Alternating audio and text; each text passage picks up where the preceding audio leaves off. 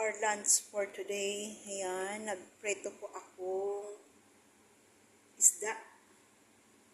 Binabad ko sa bawang at paminta, suka. Ayan. Mayroon din tayong radish with kamatis. Ayan.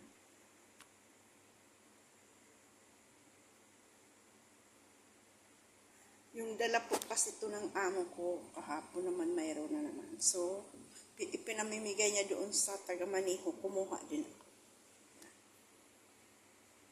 Sarap po kaya yan. Radish at saka kamatis, sibuyas, isalad. Ang ano lang po niyan, asin, paminta, sibuyas at saka kamatis. Nagyan ko po ng suka or lemon. Pero po sa akin, lemon ang linulay ko. Bahala po kayo kung anong choice ninyo. Basta po ako ang gusto ko. Lemon. Yan.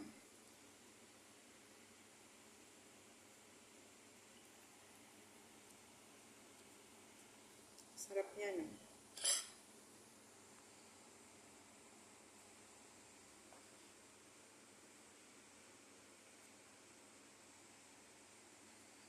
Kain po tayo.